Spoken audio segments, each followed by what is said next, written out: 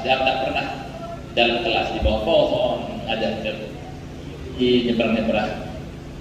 Untuk bahkan ke final test saya suruh mereka langsung come to the earth lah gitu, langsung mewawancari turis di, kalau sudah ke Gili Air ya berikutnya Gili Menu, berikutnya ke Gili Terawangan. Jadi itu terus dimanfaatkan sebagai bentuk dari authentic learning lah, authentic learning assessment kalau dievaluasikan. Nah, jadi Bapak Ibu, forum ini dihajatkan untuk menyadarkan kita semua tentang pentingnya menggunakan media di sekitar kita sebagai salah satu kekayaan yang luput mungkin ya saya tak bilang begitu, tapi mungkin kita luput menggunakannya. Karena misalnya semua nama bunga ini saya yakin saya sendiri nggak tahu namanya semua ini, ya kan? Kalau kita ajak mahasiswa ke sini, coba sebut saya jadi turis misalnya, lalu ibu jadi guru saya nggak tahu ini what is the name of this flower, this tree, this plant, apalah gitu. Yakin sih dia semua saya nggak hafal semua karena ini spesifik, ya kan? Jangan itu. Istri saya lebih banyak menghafal bahan-bahan di dapur dibanding saya, karena dia kan jadi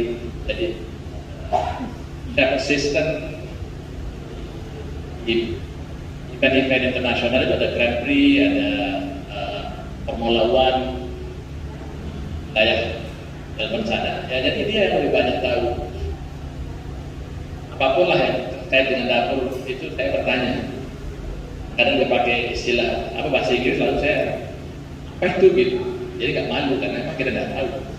Walaupun saya sekolah formal, ya sebenarnya hanya membantu kemasan di dapur event-event itu, tapi secara pocket, specific purpose, misalnya ESP-nya tidak bertelur di situ yang paham. Nah itu bagian dari serpihan potongan-potongan event yang hari ini kita coba rajut sehingga potensi sekitar kita di media kita melalui HP, melalui laptop yang kita buka, dan hampir tidak ada jarak kan. Ini mau apa saja ada, kita tinggal manfaatkan. Cuma saya sering bilang sama mahasiswa saya, kurang berkah aja ilmu hari ini, kita lewat gitu. Coba Tuan Bu Sami perhatikan diri, saya buka WA, apa yang diam di sini? Jangan yang jalan yang baik saja, kan yang diam heran saya. Tidak, tapi rela kita ikut ini setiap hari. Lah, TikTok lah, apa saja kita buka, nggak ada yang diam sebagai itu. Terus saya begitu. Jadi kesimpulan kita, daya baca kita kurang. Tapi kegemaran membaca sangat tinggi. Ya apa kita baca? Coba panjangkan sedikit artikel saya kirimkan, mana dibaca? Begitu selembar ada pusing kita kan? Itu fakta hari ini. Nah, saya sampaikan sebagai guru depan kelas, saya bilang sama mahasiswa, mulai dengan doa. Kelas dimulai, kalau gaya saya tetap mengajar itu pakai diskusi, jadi tidak ada presentasi, kemudian apa aja gaya saya dari dulu peri tidak berubah.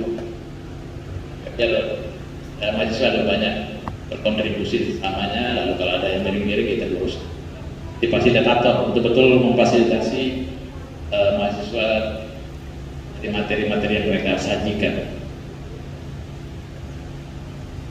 Karena landscape seperti namanya, kalau hari ini berubah nama itu. Tadinya landscape itu linguistic landscape atau linguistic cityscape namanya, oleh Gorter nama ahli yang awal-awal itu. Banyak setelah itu, sekarang kalau dia menurut yang ahlinya Pak Artawul. Ya Pak Artawul. Saya juga termasuk yang diundang memberi kuliah umum seperti itu, dan materinya sama, beliau hanya mau konfirmasi sejauh mana penelitian saya. Tapi di UNUR saya sudah aktif sejak 2006 aja, memberi kuliah umum maksud saya, tapi pembimbing. Hari ini naik kelas saya menjadi pembimbing pertama Kalau main supervisor itu mesti mereka, internal mereka, kita udah penting satu. Dari 2000 hampir sekarang, alhamdulillah. Kata mereka orang luar terlama yang pakai kalau budaya. Sesuai nama, di awal-awal kenapa disebut cityscape, karena penelitian ahli-ahli sebelumnya rupanya sekitar kota gitu. Belum ada yang media secanggih hari ini, mungkin waktu itu lalu mereka menamakan seperti harusnya hari ini namanya mediascape atau sosmedscape ya. Kita beri nama itu Pak Zam, kita usulkan kan. Bagi ahli boleh lah. Kita bisa klaim diri ahli karena udah terus-menerus kita lakukan penelitian dan pengabdian gitu. Kenapa menjadi penting jadikan materi yang biasa dikenal oleh pembelajar bagi salah satu authentic teaching materials dalam rangka memudahkan mereka? Karena gini, belajar ini baru menarik kalau kita punya background knowledge, ada skemata di belakang backbone kita gitu. Kalau tak punya, menghayal gitu kan. Karena dalam kognisi itu ada level of cognitive, level of cognition, seperti oleh ahli, apapun yang kita pikirkan tergantung dari masukan yang kita sudah peroleh gitu. Jadi kalau belum ke Jakarta, baru sampai ke Bali, misalnya, akan TV banyak Pak, sosmed banyak, cukup tinggal dibuka. Ini nggak ada masalah hari ini, tapi dulu kalau bisa ke Jakarta baru sampai ke Bali, ya saya bayangkan kalau Jakarta kira-kira kayak Bali lah. Kalau ke Australia baru hanya ke Jakarta, bayang ya Australia kira-kira sama, kurang lebih sama dengan Jakarta gitu. Kalau yang sudah ke Amerika, sebelum ke Amerika saya yakin Jakarta yang bayangkan menghayal dia kira-kira kayak Jakarta ya. Hal yang sama waktu saya ke Eropa kebayang paling dari Australia ternyata kecil, begitu di sana kecil kalian yang lain-lain, apalagi Indonesia segini rasanya cara kognisi. Itu kita menemukan perbedaan menurut saya, perbedaan yang super lah, agak beda saja sudah lain ternyata. Itulah yang hari ini coba tim kami Pak Zam secara khusus akan coba mengaitkan apapun yang kita lihat terserat dalam kehidupan sehari-hari ini, baik di sosmed, baik di authentic teaching gitu, akan dicoba untuk memadukannya sebagai bahan, dan siapa tahu dari situ murid-murid sedikit tertarik mengikuti pelajaran. Nah, mereka akan dikenalkan sama dunia sekitarnya sebagai bahan ajar yang mereka akan ceritakan sendiri, tinggal medianya di bahasa Inggris. Itu kira-kira ide besarnya ya Pak Zam ya.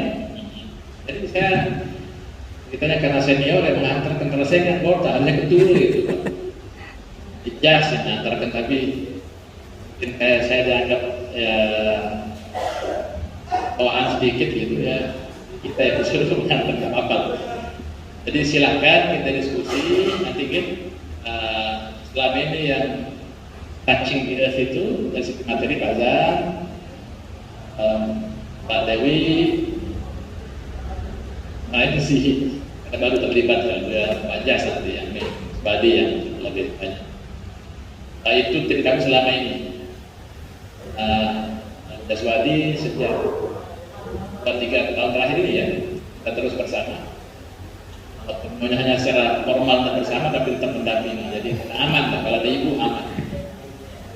Itu pengantar dari saya, mudah-mudahan tidak terlalu panjang karena Pak Dewi itu 12 sudah harus out katanya. Saya persilakan, mohon maaf kalau ada yang tidak berkenan, tapi masih panjang kita diskusi. Kalau yang tidak berkenan bisa disampaikan. Oke? Terima kasih, saya kembalikan ke rekan Pak Dewi. Pembelajarannya siklus lisan di KM. Siklus lisan itu yang listening, yang reseptifnya, kemudian yang produktifnya diambil speaking, disebut dengan oral atau spoken cycle. Ada slide mungkin sudah di-share Pak Jas ya. Oke. Oral atau spoken cycle. maunya KM itu adalah listening yang reseptif, kemudian speaking yang produktif itu digabungkan dalam satu kali pertemuan. Maunya begitu. Akhirnya apa yang kita lakukan, konsekuensinya adalah di penyiapan materi. Maka materinya harus kita siapkan materi listening, kita siapkan materi speakingnya dengan aktivitas pembelajarannya, dengan learning tasks-nya kita harus siapkan tentunya. Maka memahami ini penting untuk kemudian kita bisa memahami komponen dan struktur materi. Yang kedua, ternyata reading dengan writing itu disatukan dengan ruang yang disebut dengan written cycle, siklus tulis. Kalau bahasa kurikulum 2013 itu disebut dengan teks, ada istilah teks lisan dan teks tulis, kan gitu ya. Teks lisan itu yang mana Bapak dan Ibu? Listening dan speaking itu kan teks lisan kan. Kalau teks tulis ya reading dulu supaya reseptifnya dulu baru produktifnya, jangan dibalik, nanti bukan pembelajaran kalau dibalik, tetapi you kill the student. Artinya bahwa kita meminta orang memproduksi bahasa dulu sementara belum ada yang masuk. Kan kira-kira begitu. Maka tahapannya itu adalah reseptif dulu, karena itu adalah the nature of language acquisition. Ya, orang belajar bahasa itu atau memperoleh bahasa itu kan sederhananya begini Bapak dan Ibu. Anak-anak kita ini kan sebelum masuk kelas mereka sudah bisa berbicara, betul kan? Sebelum mereka bisa membaca, mereka sudah bisa berbicara. Artinya apa? Bahwa recognizing sound di listening itu sudah terjadi, ya kan? Maka itu tahapan awal dari pembelajaran itu. Baru kemudian diberikan belajar membaca. Tahapannya kan begitu. Belajar membaca dulu atau belajar menulis? Membaca dulu kan, baru kita belajar menulis, karena membaca itu reseptifnya. Artinya pemahaman ini berimplikasi terhadap penyediaan materi Bapak dan Ibu. Yang saya ingin sampaikan kepada kita adalah dengan memahami ini, apapun kurikulum ini berubah, kita sudah tahu esensinya mau kemana. Jadi kita tidak dibingungkan oleh perubahan sajian itu. Yang tadi di awal saya katakan, kurikulum 2013 ataupun KM ini hanya menyajikannya, tetapi sesuatu yang disajikan kan itu saja. Ya, language skill, language knowledge. Language skill itu ada 4. Ya, language knowledge-nya, vocabulary dan grammar-nya itu aja yang diotak-atik, tetapi disajikan dengan cara yang berbeda. Ya, jadi itu di awal dulu. Kalau kita sudah memahami ini, mau diapakan saja kurikulum ini, kita sudah tahu tidak, oh ya, ini language knowledge-nya, ini language skill-nya. Sekarang apa language knowledge-nya? Kemudian dengan memahami prinsip-prinsip dasar bahwa reseptif terlebih dahulu, listening atau reading, baru kemudian produktif berikutnya, itu di slide yang dibagikan itu ada KD3 dan KD4. Ya, KD3 dan KD4 itu di situ ada listening dengan KD3 itu listening. Kalau di situ kan KD3 listening dengan reading dia, KD3. Berarti sama-sama reseptif dulu. Reseptifnya itu dituntaskan dulu. Listening, reading dituntaskan dulu karena dia sama-sama reseptif. Papanca indera yang diaktifkan dan difungsikan melalui proses bagus di dokumen itu ternyata di pelaksanaannya sama saja. Itu yang kami lihat di tempat yang lain, bukan di Ibu, kami nggak pernah melihat. Jadi oke. Jadi sama saja. Oleh karenanya, makanya saya tadi mudahan sudah di-share juga ada contoh materi modul ya, bukan materi, modul. SMA 1 Semarang ya, SMA N1 Semarang, kelas fase E ya. Fase E itu kelas berapa Bu? 9-10 ya. 9-10 fase E. Nah, saya coba analisis secara kebetulan semester ini mengambil mata kuliah English Curriculum Analysis, jadi ya kerjaannya begitu. Kerjaannya menganalisis. Nanti kita lihat seperti apa bedanya antara yang KM sintaknya dengan komponen serta struktur materinya dengan yang kurikulum 2013. Ya, itu yang kami analisis kelas 10, slide sebelumnya itu kelas 10, di slide itu, di PPT itu kelas 10, kalau tidak salah chapter 10, itu recount text, itu B.J. Habibie, karena dari recount text itu ada berapa? 3 atau 4 ya, kelas 10. Recount text. Salah satunya adalah B.J. Habibie. Saya ambil itu dan analisis. Di situ kita melihat Bapak dan Ibu komponen dan struktur materi. Nanti kita lihat linguistic landscape itu ada di mana kira-kira bisa dimasukkan. Dan itu pertanyaannya. Tapi nanti urusannya Pak Jas itu ya berikutnya. Saya hanya berbicara tentang komponen dan struktur materi. Nah, sekarang kalau KM ini kan menuntut kita semua untuk mengembangkan modul. Ini Bapak dan Ibu sudah menerapkan KM atau masih K13? Masih K13 ya? Ada yang sudah KM? Ada. Tahun pertama ya, tahun pertama. Nanti berarti kita share. Siapa tahu mahasiswa saya rekomendasi ke situ untuk menganalisis ya. Mudah-mudahan nanti ada daftar sekolahnya di Pajas itu. Karena proyeksinya mahasiswa di mata kuliah English curriculum analysis itu ya sebelum mid itu kita perkaya dulu materinya seperti apa yang disampaikan Prof. Mayun tadi bahwa background knowledge-nya dulu. Karena menganalisis itu kan level ke berapa Bapak Ibu? Cognitive domain. Level keempat ya. Menganalisis itu level keempat butuh level 1, level 2, C1, C2, C3-nya baru menganalisis. Maka sebelum menganalisis itu kita perkaya dulu. Mudah-mudahan setelah mid mereka terjun ke sekolah melihat seperti apa pelaksanaannya di sekolah Bapak dan Ibu. Saya mulai dari yang coba K13 atau sebelum kita mulai Bapak dan Ibu. Ini kita berikutnya menganalisis dulu yang kita lihat yang di kurikulum materi PKM. Materi PKM ini saya buatkan nomor Bapak dan Ibu, di situ nomor 1, 2, 3, 4, 5, berikutnya 6, 7, 8, 9, berikutnya 10, 11 ya, itu yang kita sebut dengan komponennya dulu kita lihat, baru setelah kita bisa mengidentifikasi komponennya apa saja yang harus ada, kita pikirkan struktur. Jadi ada dua, pertama adalah komponennya atau elemen dari materi itu, yang kedua strukturnya. Tentunya kenapa strukturnya seperti ini, kan ada dasar teorinya. Dasar teorinya itu juga kebetulan Bu Dewi yang mengampu mata kuliahnya. Saya The Principle of Material Development. Jadi ada dasar teori yang kenapa nomor 10 ini tidak menjadi nomor 1, kenapa nomor 11 tidak menjadi nomor 6. Ada dasar teori yang mendasarinya. Apa dasar teorinya Bapak dan Ibu? Ya saya rekomendasikan bukunya Omninson saja, yang material punya Bu Dewi itu yang Pak, material The Principle of Material Development. Kita lihat nomor 1 nama babnya, artinya kalau kita mengembangkan kurikulum modul Bapak dan Ibu bisa mengikuti pola ini salah satunya. Oke. Yang komponen 2 itu ada one bar dipakai, apa yang dipakai itu Bapak dan Ibu? Image itu. Maka kenapa di istilah yang di kurikulum Merdeka itu ada memirsa, kan itu ya, membaca dan memirsa kan istilahnya.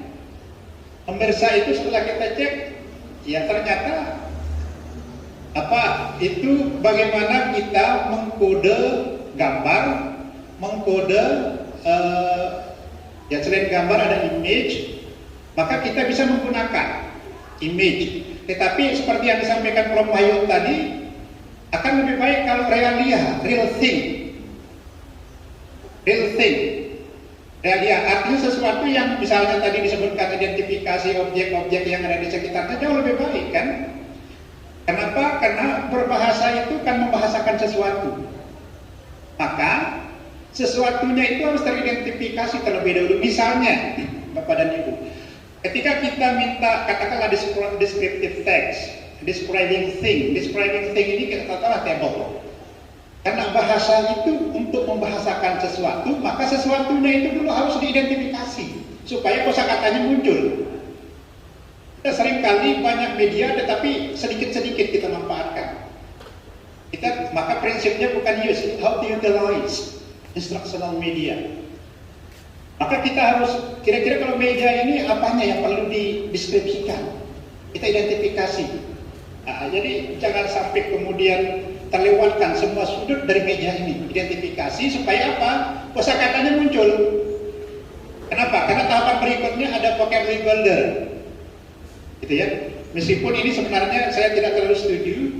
Ada vocabulary-nya, terus ada political symbol. Ini agak berat bagian SMA. Kan dua hal ini. Dua hal yang karena kita harus berpikir tentang bagaimana katakan membaca political symbol itu sendiri, kan hal yang berbeda, nggak berat ya. Akan lebih baik diganti dengan Bapak Ibu yang membacakannya. It means that they shouldn't follow Bapak dan Ibu how to pronounce those words misalnya. Atau kalau tidak, mungkin yang terakhir kecapean. Iya, kita bawa tip apa HP sound system kan selesai urusannya. Kan supaya lebih ringan, menghemat energi. Hemat energi.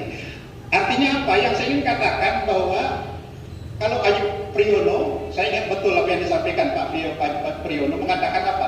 Learning English is learning vocabulary, kata saya. Sampai begitunya. Oh iya, saya pikir kenapa beliau mengatakan sampai seperti itu. Betapa pentingnya kosakata itu. Betul juga bahwa yang kita gabungkan menjadi phrase itu kan kata. Yang kita gabungkan menjadi klausa itu kata. Yang kita gabungkan menjadi sentence itu ya kata. Yang kita baca ya kata. Yang kita ucapkan ya kata. Maka essential komponen in learning English itu ya of course kosakata. Maka kosakata itu disisip di setiap skill. Maka wajib kosakata itu diberikan sebelum masuk teks. Itu intinya. Wajib diberikan. Karena ya tadi learning English is learning vocabulary. Saya setuju dengan beliau itu. Setuju saya. Karena tidak mungkin kalau kita misalnya membaca atau menyimak sesuatu, we are not able to recognize is it English or not. Tidak mungkin. Atau reading, recognizing the meaning of the word, kan gitu. Tidak mungkin juga. Apalagi berbicara, mengeluarkan. Maka berbicara itu kan execution. Mengeluarkan sesuatu yang ada di dalam otak kita. Kalau tidak ada ya gimana? Oke, vocabulary builder. Kosakata ini tentunya adalah kosakata yang akan digunakan di teks. Di teks itu. Jadi bukan kosakata sesuatu yang berbeda. Nah, sekarang kalau kosakata itu apanya yang perlu diajarkan? Kan begitu Bapak dan Ibu. Kalau kita mengajar kosakata, what are the elements should be taught to the student? To provide it to the student. Artikan di situ ada pronunciation-nya. Kalau di sini nanti itu ganti saja Bapak Ibu. Jangan pakai political symbol ini agak berat bagi saya didik. Oke, ada meaningnya, ada penggunaan kata itu, ada word formnya, ada word formation-nya. Kalau misalnya level yang lebih tinggi ada sinonim, ada antonim dari kata itu. Kalau tidak ada 5 komponen. Tetapi ya sesuaikan dengan siapa yang belajar kan tentunya. Baru kemudian ada pronunciation practice yang keempat. Ada vocabulary builder-nya, ada pronunciation practice. Baru dia masuk ke reading comprehension. Jadi proses listening itu nampaknya ada di 2, 3, 4. Kalau kita blok 2, 3, dan 4 ini kira-kira masuk kegiatan awal atau kegiatan inti kalau di sintak pembelajaran Bapak dan Ibu. Masuk kemana? 2, 3, dan 4 atau 2, 3 masuk kemana? Awal ya? Masuk ke awal. Oke. Jadi penggunaan media itu di awal nomor 2 itu menjadi sangat penting. Adalah komponen setelah yang nomor 7 vocabulary exercise ada text structures. Nah ini yang saya tidak tahu apa yang salah. Apa yang salah. Kami misalnya dengan beliau dan melihat memantau Bapak Ibu yang PPG kalau sudah macro teaching selalu bermula dengan what is the social function of this text. What are the generic structures? What are the language features? Ini bagaimana kira-kira apanya? Karena mungkin rumusan KD-nya begitu. Kan karena rumusan KD-nya pasti kan, KD 3 itu menganalisis fungsi sosial, struktur teks, terus berikutnya unsur kebahasaan dari teks lisan atau teks tulis. ya misalnya deskriptif atau recount atau analytical exposition atau argumentatif, katakanlah begitu. Kalau yang long functional text, kalau yang short ada announcement, ada letter misalnya, ada apalagi yang short. Kalau yang transaksional ada agreement and disagreement, biasanya bentuknya dalam dialog. Terus yang interpersonal text, yang greeting misalnya. Bagaimana ini belajar tentang bahasa atau mengajar orang berbahasa? Kan ini. Jadi kan pertanyaannya itu jadinya. Kalau social function, generic structure, languages itu kan ilmunya beliau itu Permayun linguistik. Jadi sangat kental linguistiknya. Ilmu tentang bahasanya, bukan mengajar orang berbahasa. Sementara tujuan pembelajaran bahasa di SMP, SMA itu adalah sebagai alat komunikasi yang pertama. Yang kedua adalah alat berpikir. Dua itu fungsinya. Makanya kenapa generic structure itu diatur sedemikian rupa. Dengan demikian itu menjadi treatment the way how the people think. Jadi ini kami diskusi, kira-kira apanya yang salah di sini? Apakah di pemahaman rumusan KD-nya yang seperti itu lantas tidak sabar Bapak Ibu guru memberikan kemampuan anak untuk menganalisis, padahal menganalisis itu level keempat, kan gitu ya, C4. Artinya kalau kita naik tangga, ada 6 tangga, lantas tiba-tiba lompat ke tangga keempat, mati ya orang, kan patah tulang. Kenapa? Karena untuk menganalisis kan kita tahu ada apa dulu C1-nya apa Bapak Ibu? Yang kognitif domain? Remembering? No. Terus C2-nya second step? Second step apa Bapak dan Ibu yang kognitif domain? Kalau di K13 itu KD3.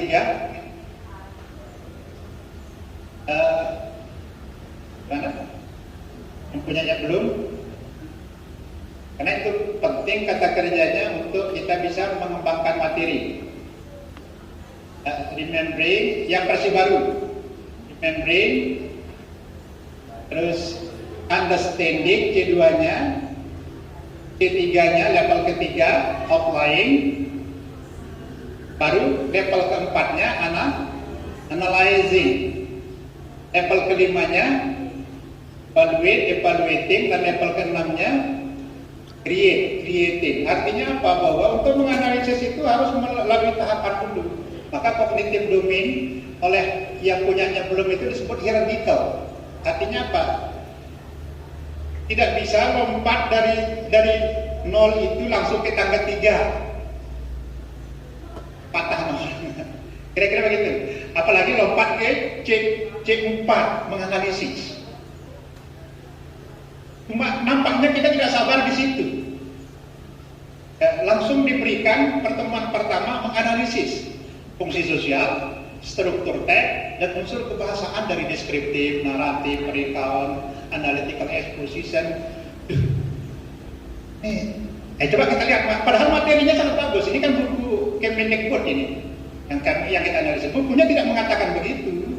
Kalau kita lihat sintak di buku di materi ini, baru di talking about someone, artikan situasinya diberikan. Thank you. Terus berikutnya ada task 3, ada sharing. Ini learning task-nya Bapak dan Ibu. Learning task-nya. Berikutnya nomor 11 itu writing, ada 2 di situ, ada 3 ya. Ada 3, ada independent writing. Kemudian learning task 2-nya itu ada peer feedback.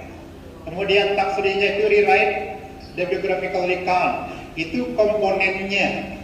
Nah, kalau saya, misalnya kalau kita ambil dari punyanya Brown, buku language assessment, Bapak dan Ibu bisa lihat di slide yang ke-10 dulu, yang reseptif. Ya, ketemu ya. Itu KD3, ada listening, ada reading, ada vocabulary and grammar diintegrasikan di KD3. Ini assessment task. Tapi karena prinsip dasar dari assessment itu adalah dia harus sinkron dengan learning task, maka yang kita pahami assessment task itu ya bisa dimanfaatkan, bisa diterapkan dalam proses pembelajarannya. Artinya apa? Bahwa ini bisa kita katakan mengajar listening. Kalau dia intensive listening for beginner, maka keterampilan biasanya yang kita nilai adalah recognizing phonological and morphological element. Kalau kita nilai ada phrase recognition. Kalau intensive listening task pun juga sebenarnya di proses pembelajarannya harus ke situ supaya assessment itu sinkron dengan pembelajaran. Kalau misalnya assessmentnya tidak sinkron dengan pembelajaran, zalim kita. Artinya kita menilai sesuatu yang tidak pernah dibelajarkan. Nah, maka kita ambil cara berpikir terbalik. Apa yang dinilai itu, itulah yang diajarkan minimal. Listening ini ada responsive listening task, maka ada beberapa kegiatan yang bisa dilakukan. Nanti levelnya berarti ini. Kalau satuan pendidikannya SD atau MP, SMP atau MTS, maka kita naikkan levelnya. Dan siapa yang tahu levelnya, Bapak dan Ibu? Levelnya. Ada yang nomor 3 ada selective listening. Nah, ini model penilaiannya. Jadi penilaian itu tidak selalu dia objective test, multiple choice question. Nah, tidak selalu begitu. Kan biasanya itu terus yang tidak ada variasinya. Maka ini bisa direkomendasikan, bisa dipilih tergantung dari Bapak dan Ibu nanti level siswanya apakah SMA, apa SMP atau SD misalnya. Sampai pada extensive listening. Oke, lalu berikutnya di reading. Kalau level pemula itu mungkin bisa menerapkan di satu ada perceptive reading, ada reading aloud. Reading comprehension itu kan dia tidak membaca nyaring. Kalau misalnya Bapak Ibu menagih reading comprehension questionnya, tetapi kemudian meminta reading aloud, tak matching gitu ya. Karena reading aloud itu bukan pada menagih pemahaman, tetapi bagaimana tujuannya adalah melancarkan lidah membunyikan kata-kata huruf-huruf itu. Baru yang kedua ada written response, ada multiple choice question, MCQs. Itu yang di perceptive reading. Ada selective reading, itu ada multiple choice question, ada matching, ada gap filling task. Yang interactive reading ada clues, ada sort, ada ordering, ada reading chart. Itu yang tadi kita lihat form completion itu. Form completion itu berarti dia masuk di reading chart, ada map, ada graph, ada diagram di situ. Oke, itu yang reseptif Bapak dan Ibu. Kalau yang produktif, yang slide 8, itu ada speaking, writing, vocabulary, dan grammar dengan beberapa aktivitasnya. Karena waktu terbatas, kalian sudah diingatkan. Nah, baru berikutnya Bapak dan Ibu, ketika kita menyusun materi itu, kalau saya maka akan lebih cocok komponen dan struktur materi itu kita menggunakan yang di slide 1, 2, dan 3 itu.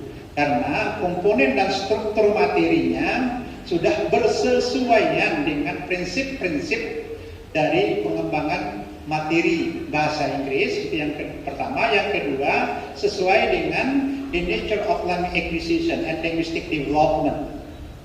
Reseptif dulu, baru kemudian produktif. Tinggal bagaimana Bapak dan Ibu penyajiannya. Apakah disajikan dalam bentuk, ini kan pertemuan.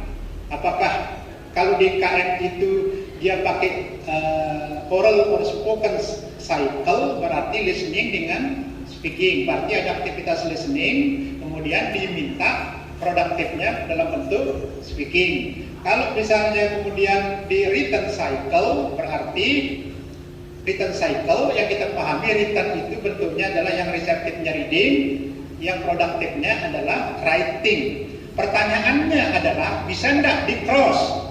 Kan begitu kan? Misalnya kita ngambil reading terus kemudian speaking, kan bisa saja kan? Karena reading dan listening itu kan sama-sama reseptif dulu, tidak produktif.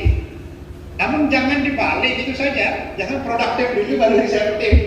Itu yang tidak pas. Artinya orang disuruh memproduksi bahasa baik lisan dan tulis dulu, baru kemudian dia membaca. Ini yang tidak pas. Karena apa? Belum ada yang masuk. Nah, baik kosakatanya, grammarnya, atau isi dari teks itu. Nah, Bapak dan Ibu, itu komponen materinya. Lantas bagaimana menyisipkan linguistic landscape ini pada komponen dan struktur materi? Saya pikir nanti akan dipandu oleh Pak Jaswadi. Terakhir, mohon izin saja Bu Dewi, kita coba lihat yang di modul. Bapak Ibu, modulnya apakah komponen dan struktur modul ini, terutama langsung di lembar kerja pasca didik LKPD itu, komponen dan struktur materi itu sudah atau belum bersesuaian dengan tadi. Kalau misalnya ada introduction, memang ada image di situ, ada image kan menggunakan foto, itu artikelnya Bu Dewi itu yang menganalisis ya image pada buku teks. Langsung introduction, ada listen carefully, ini komponennya, listening, oke. Terus what is the procedure text? Nah itu yang saya masukkan. Teori belajarnya itu kan teori konstruktivisme Bapak dan Ibu. Teori belajarnya, filosofi yang mendasari dari dua kurikulum ini adalah teori konstruktivisme. Konstruktivisme dan progresivisme. Teori belajarnya. Artinya begini yang saya ingin katakan.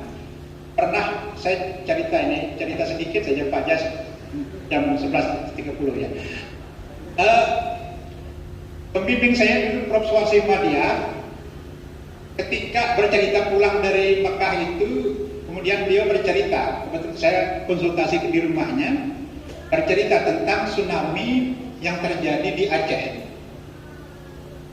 Di saat pagi itu ketika gempa, anak ini sedang bermain di tepi pantai, ketika gempa terus melihat fenomena air laut itu surut seketika.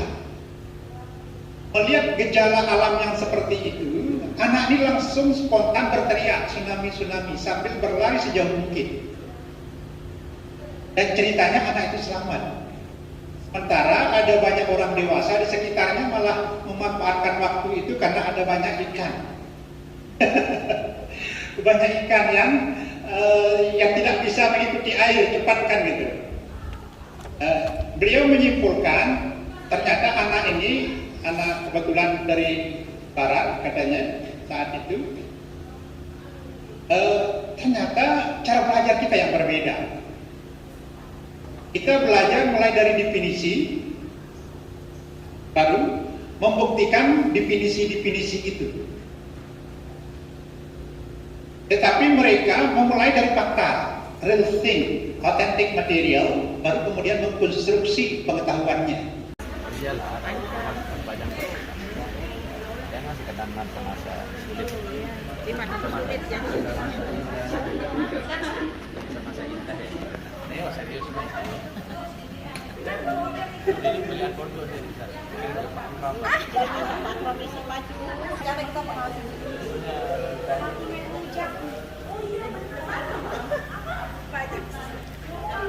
Biar bukan copet itu sama anak copet. Apa anak copet bahasa Inggrisnya? Mortar. Oh. Oke, copet satu. Tidak cukup dia lanjut tuh reading sama sebenarnya satu lagi. Pancinya kayak. Ayo Bapak Ibu, 5 menit lagi. Ya. Time 5 minutes. And we'll discuss together. Mindset ya. Apalagi di sini Kayaknya yang grup CGJB sudah ready. enggak nih ya. Pak Jaswadi perlu presentasi atau cukup begini saja? Cepat sudah ini ya sampai sini ya. At first, we will write some scissor with a soft grace. And the first one, yang pertama, after we write some vocabularies about the topic, we ask students to study further about the pronunciation of the word. Tidak apa-apa.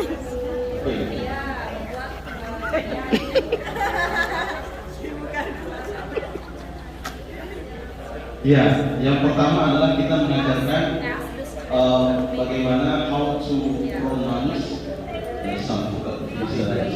Ada media digital. Media digital literasinya ada nggak? One by one. Did you see? Swimming, kita mengatakan swimming, mereka juga sebutkan swimming seperti apa. Kemudian diving juga kita jelaskan seperti apa, snorkeling, fishing, sand, waves, dan seterusnya. Setelah itu kita akan nonton video bersama terkait dengan kondisi di matrisi gigi ya. Kita buka di YouTube banyak sekali biar ada gambaran mereka bagi mereka yang belum pernah ke gigi. Tapi kalau sudah pernah, alhamdulillah itu lebih cepat. Setelah kita nonton, kita akan coba bikin bacaan seperti ini. Sederhana saja, misalkan ini I always go to the beach every weekend. I always swim with my friends. Ada beberapa kata-kata yang sudah masuk. Sometimes I like diving and snorkeling. Kemudian sometimes juga I like fishing and the hard work. After I swim, setelah saya berenang, I always play in the seashore and make the house by using the sand. If I don't swim, I just enjoy the sea view and the wind of soft breeze while enjoying some food in the beach. Setelah itu kita ajak mereka juga speaking, kemudian membuat beberapa pertanyaan terkait dengan bacaan-bacaan tersebut. Contohnya tidak tertulis di sini. What do you do when you go to the beach? Misalkan itu pertanyaan. Kemudian, do you like diving, or do you like fishing, or do you like snorkeling when you go to the beach? Jadi mereka langsung jawab, latihan menjawab pertanyaan-pertanyaan yang sudah dalam tulisan. Kemudian kita tanya, what is difference between diving and snorkeling? Misalkan gitu ya. Kemudian kita tanya juga, karena di sini itu ada harbor-nya, ada pelabuhannya, biasa dipakai mancing. Maka, do you like fishing in the harbor, di beach? Kita tanya-tanya seperti itu, nanti kita speaking. Jadi ada interaksi antara guru dan siswa, dan itu kita tanya one by one antara guru dengan siswanya. Kita tanya terkait dengan tema-tema ini. Kemudian kita tanya juga terkait dengan maknanya juga, artinya juga. What's the meaning of what's the meaning of soft drinks? Kemudian what's the meaning of food, what's the meaning of beach, dan sebagainya. Ini dialog sehingga kita bisa mengajak mereka selain untuk baca, mereka juga bisa menjawab beberapa pertanyaan yang terkait dengan itu. Cuman kita nulis untuk speakingnya ini belum karena kendala waktu, karena waktu time is money, jadi kita sedikit waktunya. Setelah itu, after that, we make our student to try make some writing about their experience, our experience when they visit or go to the other beach or swimming beach. Jadi mereka kita ajarkan setelah speaking, kita ajarkan bagaimana mereka menulis cerita sendiri ketika mereka pergi ke pantai dengan mengambil contoh yang ada yang sudah kita jelaskan dari awal, sudah kita latih, sudah kita jelaskan. Kemudian setelah itu nanti akan ada evaluasi asesmennya, sehingga kita bisa cek bagaimana kemampuan mereka dalam merangkai kata dan sebagainya, sehingga ada perbaikan grammar dan sebagainya ketika mereka tulisan dan sebagainya. Demikian, maybe it's enough for me. Thank you very much for your attention. Assalamualaikum warahmatullahi wabarakatuh. Assalamualaikum. Saya sebenarnya guru bahasa Inggris di MI ya, di SD, tapi nggak apa-apa. Kali ini kami akan menampilkan tentang prosedur teks yang penekanannya pada skill writing and reading. Okay, materials. 1 cup measurements, blender, glasses. Oh iya, temanya how to make banana smoothie brown almond. Karena yang lagi viral ya sekarang banyak jenis smoothie. Okay, ingredients: 3 frozen overripe bananas, 250 gram of yogurt, 900 gram of full cream milk, 1 cup sugar, half cup pistachios, a quarter cup of brown almonds. And how to make it? First, put all the ingredients into the blender, pour the liquid ingredient to the cup, and blend for about 5 minutes until the consistency is creamy and smooth. And pour the smoothie to the glass. The last but not the least, sprinkle the pistachios and brown almonds. And the last, the smoothie is ready to serve. Thank you. Yeah, like cup measurement and blender, glasses, and then we show all the students all the ingredients. That's the reason. To tell about how to make politic. Yeah. And the first one, we're going to discuss about the vocabulary. And the first one that they have to do for the student is watching a video first. Yeah?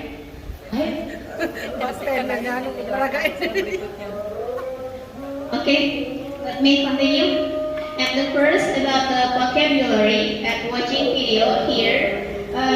There is a video that consists about how to make something or the traditional food in Sasak. So after the student watch the video, we hope that student can able to recognize the ingredients, the tool, and then something about the traditional food, like the ingredients here. For example, like chili, tomato, salt, terasi, sugar, and then etc. And then the tools, something like mortar, pen, and then so on.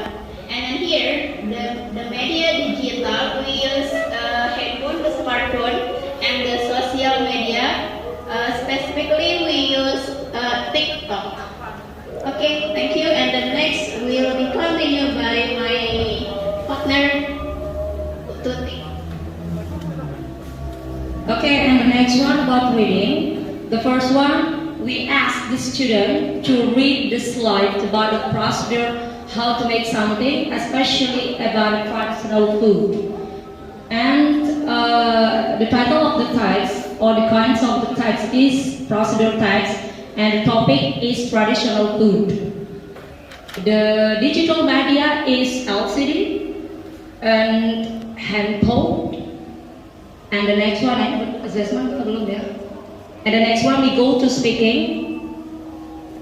In the speaking, we ask the students to make their own procedure text about the traditional food, and the students have to present in front of the class with their groups.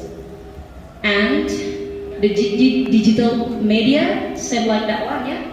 Okay, and ini apa nih jenis keterampilan speakingnya? Oh, assessmentnya. And the last one for the assessment,